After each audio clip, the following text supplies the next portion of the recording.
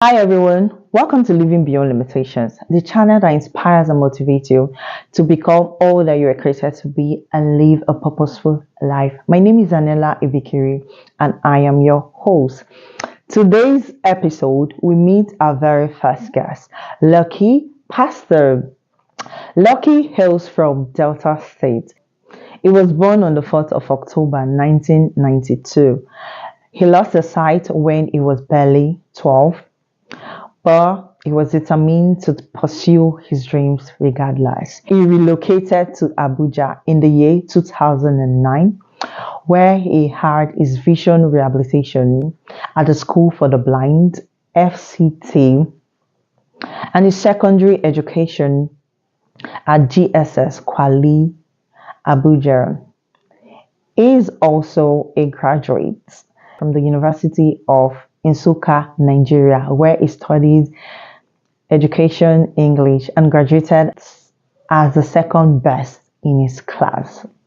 Today, he is a fan poet, a script writer, a freelance actor with BBC Media Action, spellbounding content creator, a songwriter, a beautiful singer, a certified advocate against gender and disability based violence, a certified blended and e learning expert, a British High Council child protector, an author, an English literature instructor at Gleason International Academy, Abuja. He is also married to a beautiful damsel and they are blessed with a beautiful princess.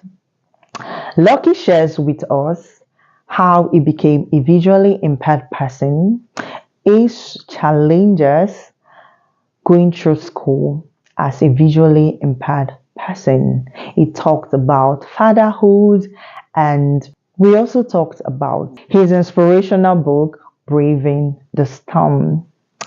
So stay tuned as you listen to our conversation. Hello, Lucky Pastor. Welcome to Living Beyond Limitations. Good to have you here. Thank you very much, Daniela, for having me. Glad to be here. Yeah, I'm delighted to have you here. You know, you're my favorite visually impaired person. Aww. I'm blushing. You're the first visually impaired person I connected with. And yeah, so guys, Lucky Pastor was my computer tutor at the School for the Blind, Chabi, where I had my vision rehabilitation. So it was the first person I really connected with, and we got talking. I found out that he was a graduate. I'm like, oh my God, so you people do go to school? And he was, fluent and all that. I was like, wow. So it just inspired me.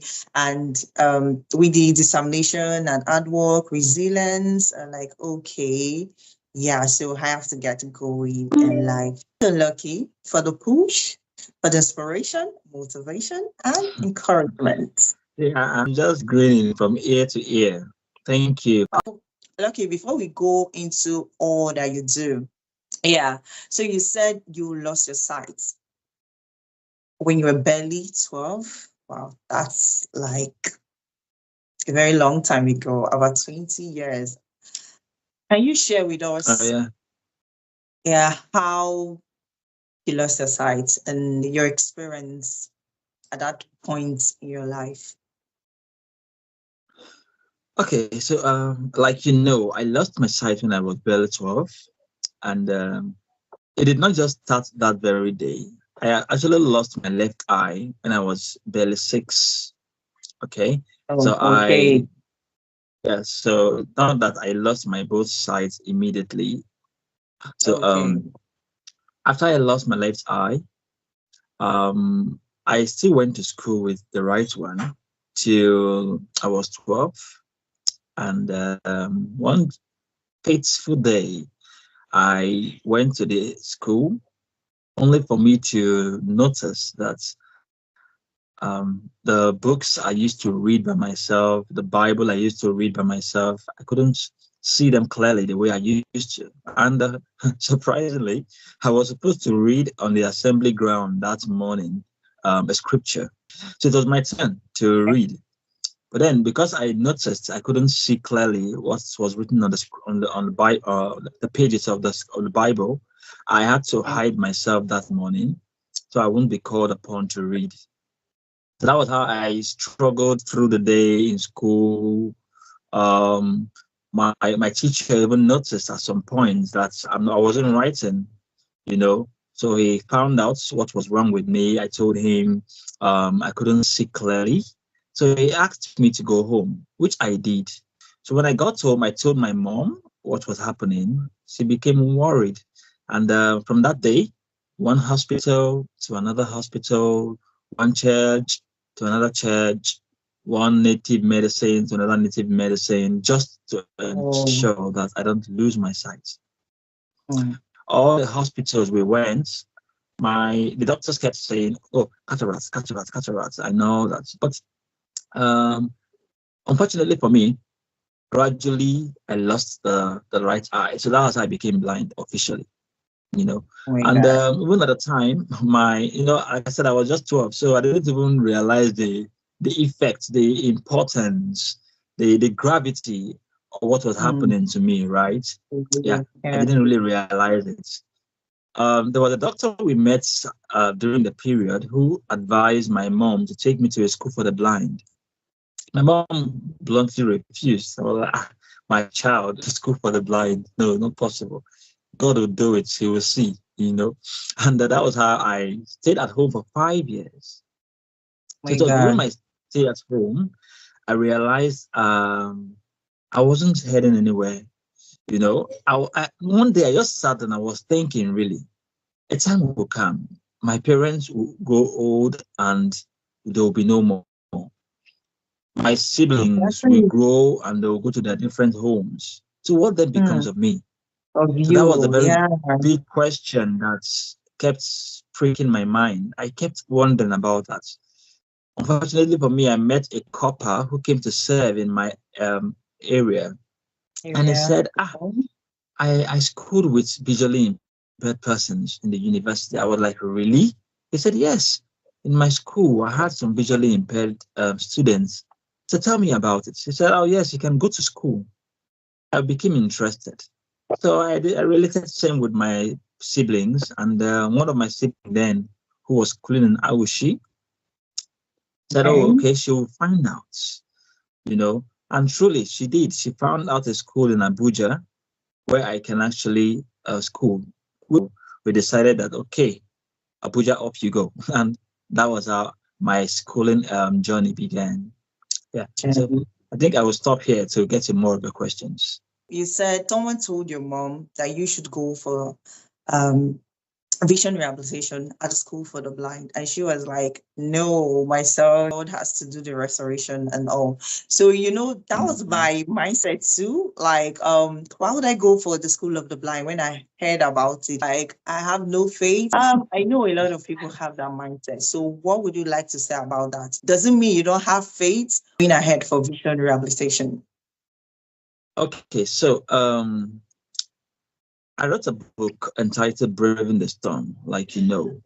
And there was a chapter or episode, like I call it, in that book that discusses faith, right? So for me, faith is not just your ability to believe a thing and that thing comes to pass. That is not all about faith. For me personally, this is my personal opinion now. I stand Okay. to be argued Correction. against or Skills. yes. But then I believe the real form of faith, which is the height of faith, is your ability to believe that God can do a thing, but can also decide not to do it. Not because he Yeah. can't do it, but because he has a Yeah. purpose for not doing it. As I am now, I still believe God can open my eyes Open even your right eyes. now. Yeah. Yes, I haven't stopped believing that God can do it. But it's a different thing entirely if he would do it now or later. It is also a different thing entirely if you even do it at all for reasons best known to him. Known to So him. even though you Exactly. believe that God can heal you, it is also very wise that you don't waste the time in between the moment and when he will do it eventually. Yeah, the So what do you do? waiting period. Yes, Yeah. that waiting period, you should start doing something. You should start making yourself better. You shouldn't just give up on life, you know? Hmm. That does not make Yeah. God less God. That does not make him less powerful, right? It only Yeah. means that there is a purpose. It might even be a lesson he wants you to learn from that experience. It Burns. might even be that he doesn't want you to see at all. There is still a purpose why he wants it that way. The Bible says all things work together for good to those who love God and who are called Hmm. according to his purpose. You Preach know, it, so I sir. believe in all of those. I believe in miracles. I believe God can do all this. But I also believe he has a will. And according to his will, he will do whatever he wants to do. So while I wait, I believe I should make myself better. I should improve. I should mingle with society. I should make impact. I shouldn't just sit down waiting for miracles. So that's what I believe about it.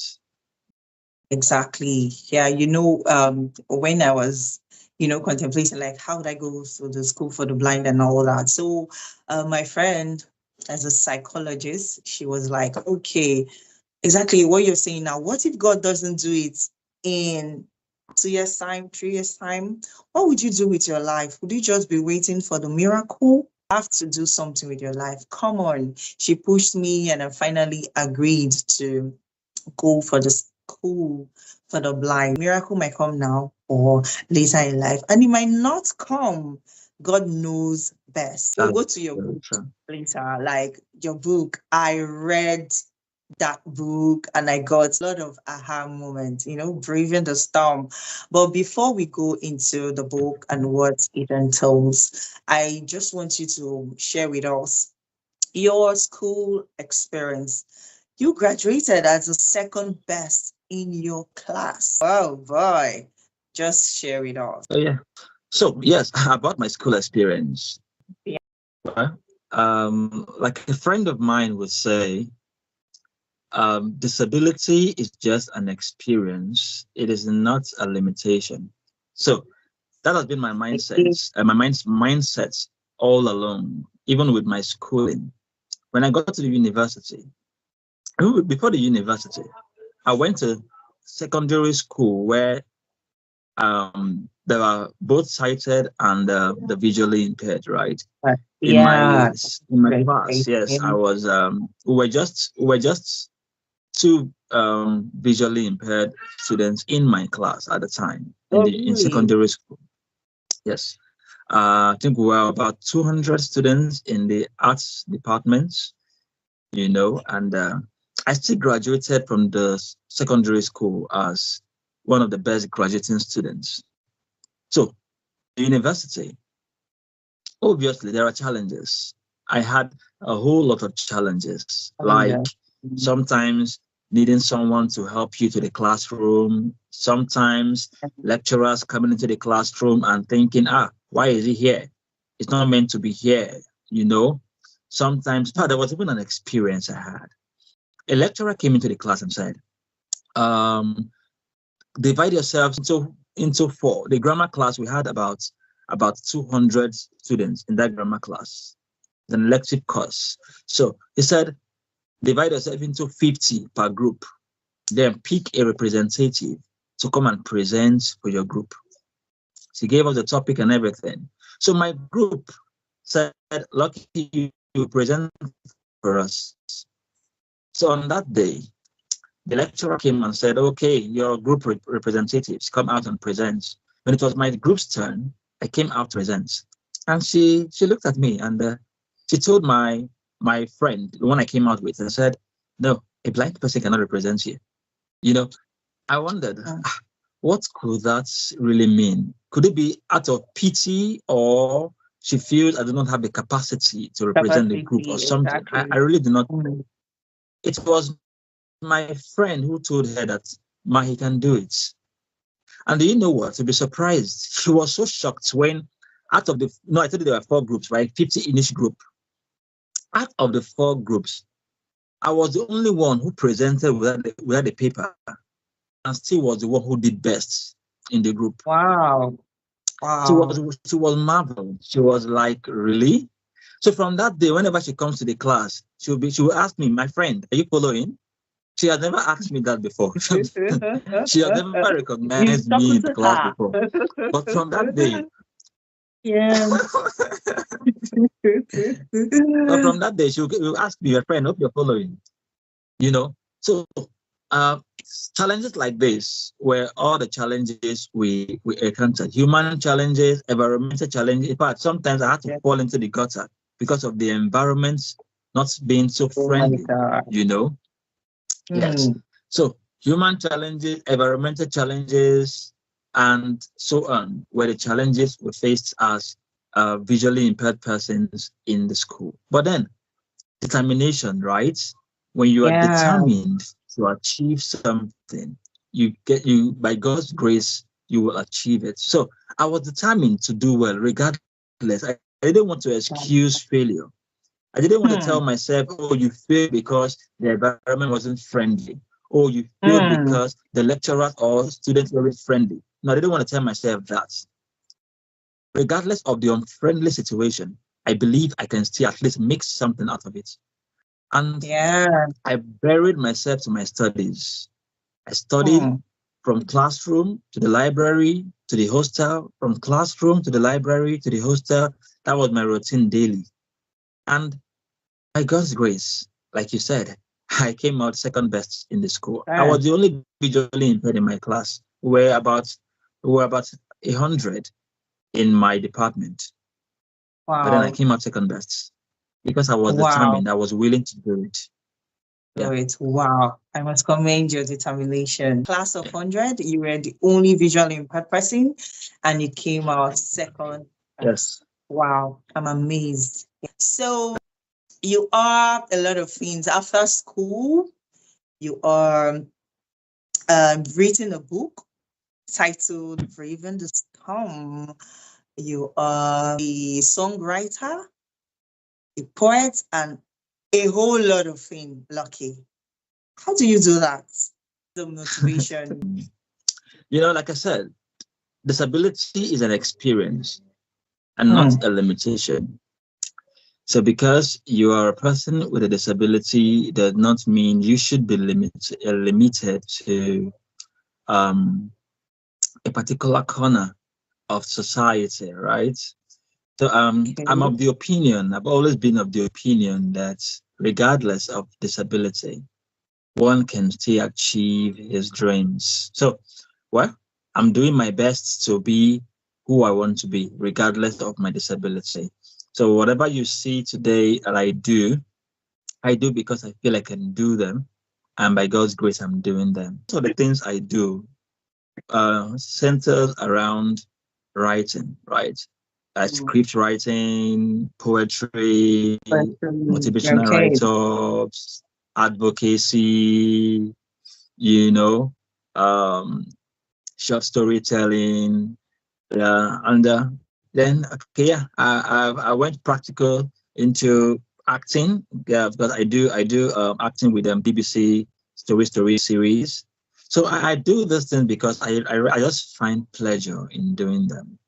You know, poetry, plays, script writing, and everything. Currently, you are a teacher at the Gleason International Academy. Okay, so what's your experience in a school?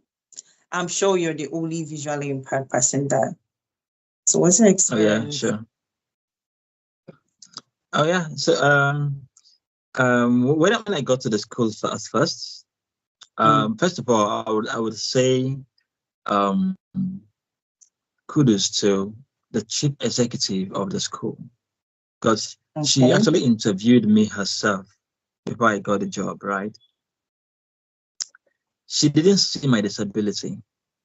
Instead, she saw a man who can make an impact in her school, right? and then she gave me the job. So I must really commend her for not judging me by my disability, giving me a chance like every other person would, you know. So I will commend her greatly for that.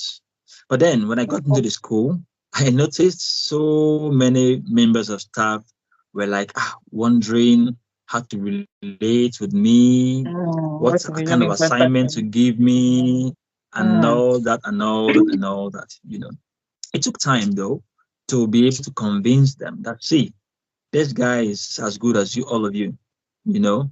So let him feel among, let him do the task, let him um, um, carry out his assignment like every other person would, you know.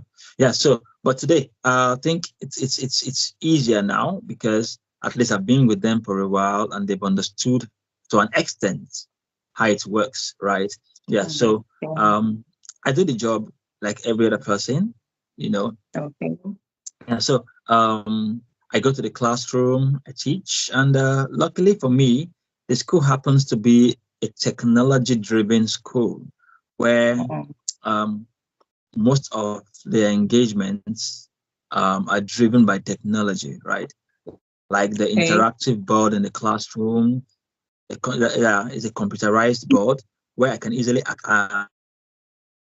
use my keyboard, access, manipulate, present, do my presentation, write on the Oh, wow. board, and no students follow. Oh yes, so I do all of those myself with the aid of my screen reader that was installed into Wow. the board.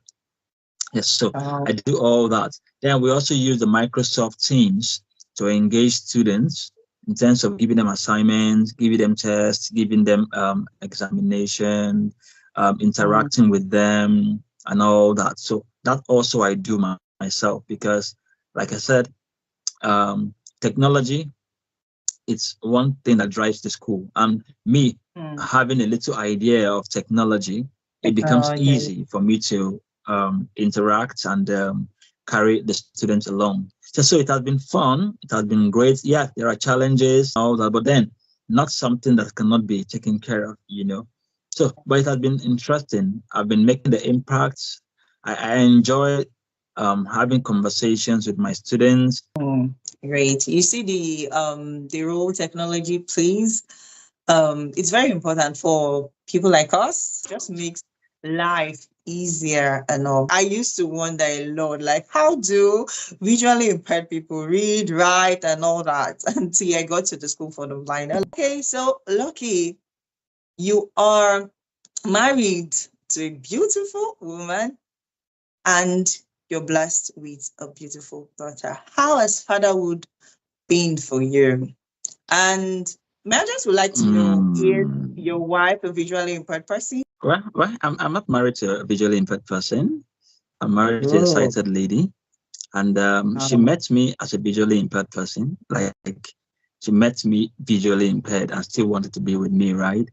Yes, wow. that's to show that there are people who see beyond your disability, people who see Mm-hmm. something precious and For sure. beautiful about you, regardless of your disability.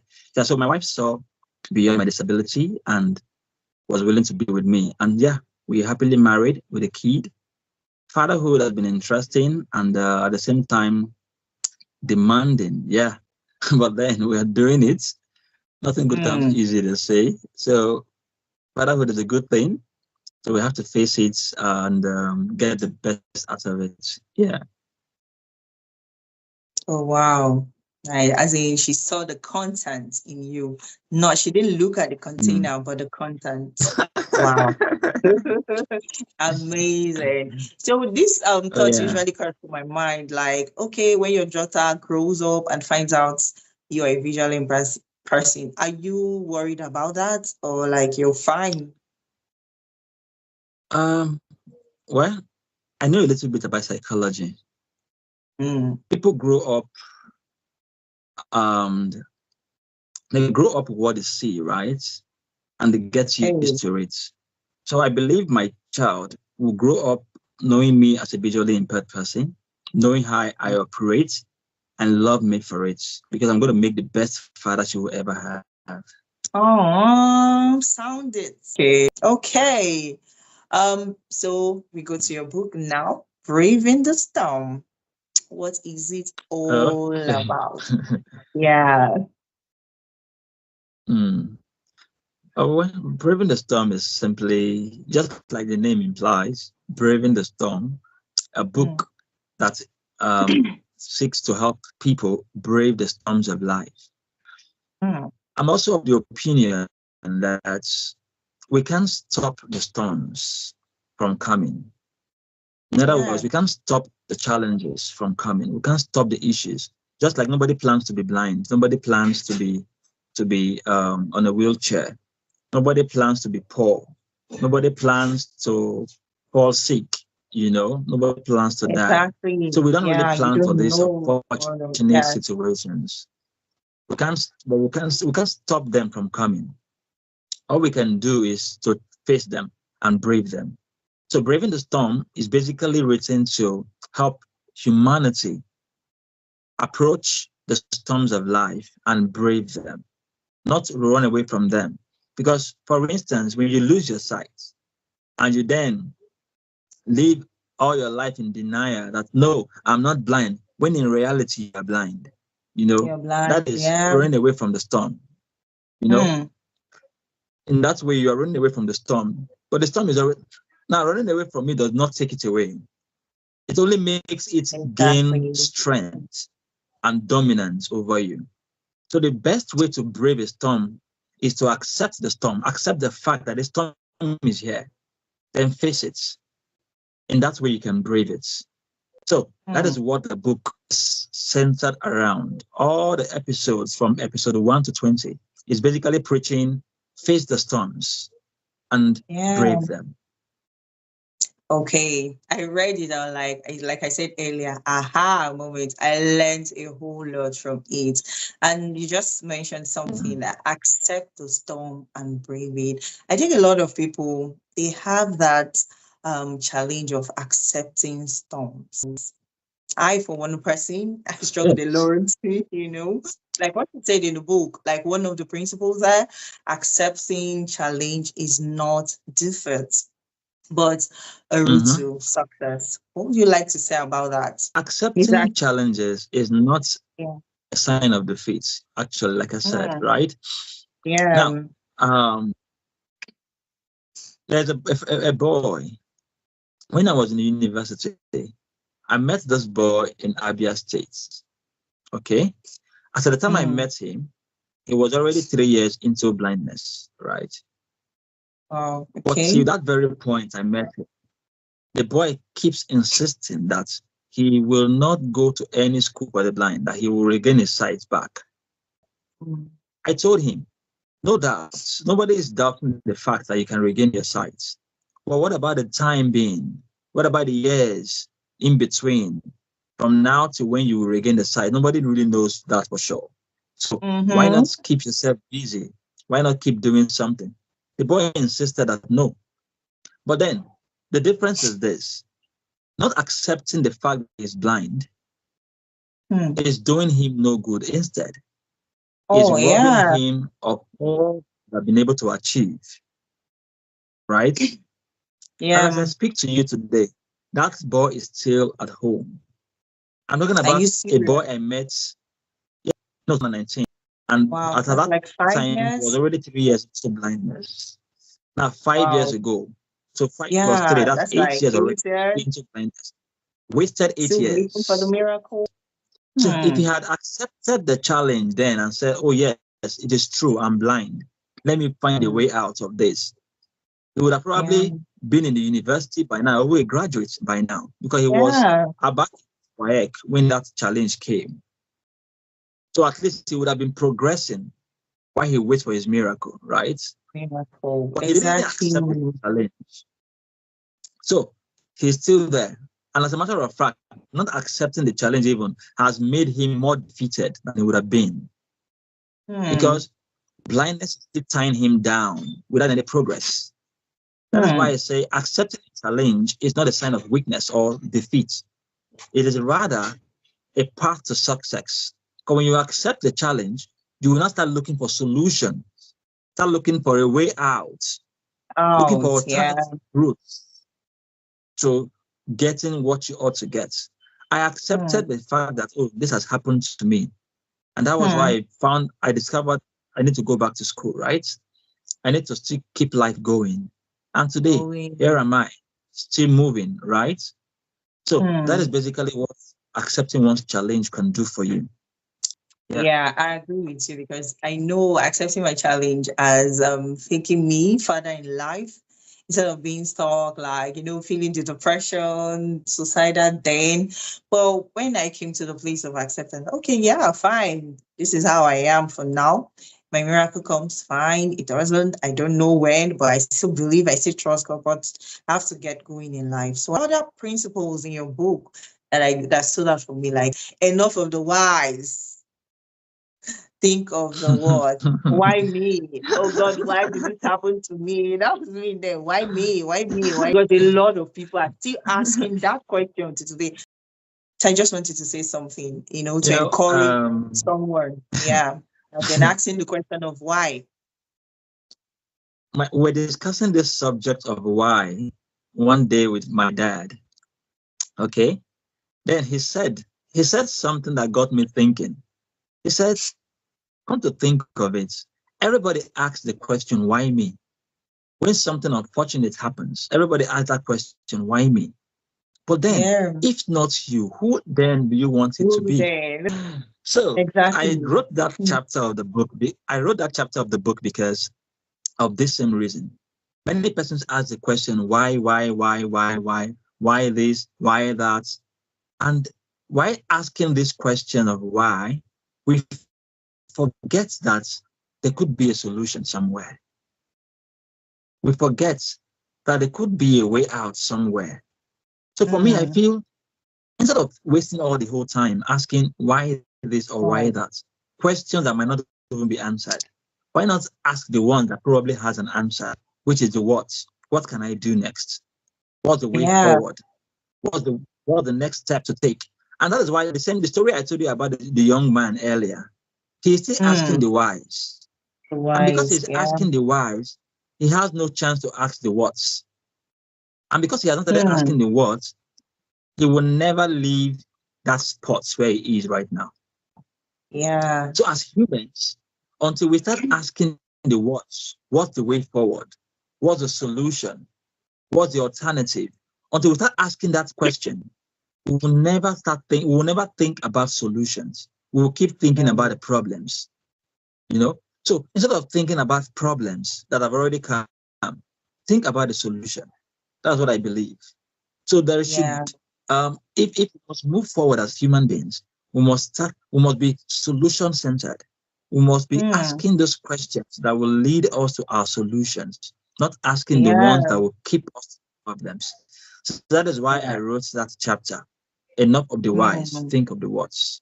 Of the words, yes. Solution driven, yes. So, guys, enough of the whys, think of the words. Oh, It's a yeah, self-help book. It's not just an inspirational book. There's God in it. Having faith yeah, and all yeah. that. Not only for people with disability, for different Oh, yeah. challenges in life.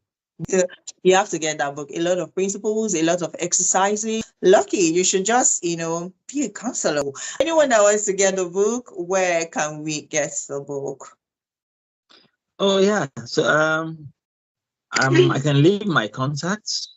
I can leave my Okay. contacts. Anyone that wants the book can just reach Mm. out to me, and we'll find a way around it. So I will actually encourage, because when I was writing the book, even though the book applies to everybody in this world, be it the Yeah. young and the old, I had more of the young in mind when I was writing. It's really organizations like churches, mosques, um, uh, NGOs that deal with youth or deal with inspiration stuffs, you know, can contact me. Let's get this in bulk, distribute Yeah. to young people, old people, let them have a companion that will encourage them. So, Okay. Okay. Where can we connect with you? The social media. okay, yes. Yes, social media. You can connect with me on. I'm more active on Facebook and LinkedIn. So Okay. LinkedIn, you can connect with me. Lucky Pastor is the name. Okay. Facebook, Lucky Pastor also is the name. Well, then my page is Heart Talks with Lucky Pastor. I post That's content all. there every now and Okay. then. Yeah, the things I do. Yeah, so you can connect with me there. Okay. Yeah. Okay. So I'll still drop your contacts the description. Yeah. So anyone that wants to reach out to Lucky Pastor, you can check the description for where you can connect with him. Okay. It has been an amazing conversation with you. It's been great having you here. Lucky Pastor, as you can see, is definitely one Likewise. person living beyond his limitations. He's not letting his limitations define him. So, Lucky, as we come to an end, can you just sing? Let's hear that beautiful voice of Lucky. You want to put me on the spot now. Okay, so let it be my parting words for the viewers. Mm. Um, Let me tell you once again, you can always try again. Don't just give it up, whatever it may be. Oh Aw. no, no, no, no. Disappointments as they come. There are blessings in this world. Don't just give it up, for this may be your day. Try again, and remember that there is always sunshine after rain. You see, Aw. everything gets better when you try again. And remember that there is always sunshine after rain. You see, everything gets better when you try again. Bravo! You see what I'm talking about? And as the song implies, like Pastor Okay. said, try again. And remember, there's always sunshine after rain. So, Lucky, once again, thank you very much for being here. I've Thank had you for having me. A pleasure. a wonderful time and we've learned a lot from you. All right, we've come to the end of today's episode. Thanks for listening. I must say that was an amazing conversation with Lucky Pastor. As Lucky Pastor's story was that of determination and courage. And like I said, you can have storms of life anytime. When you're faced with the storms of life, you brave the storm. Stay tuned as we'll be bringing in more guests to learn from their inspiring stories. Bye for now. Until next time.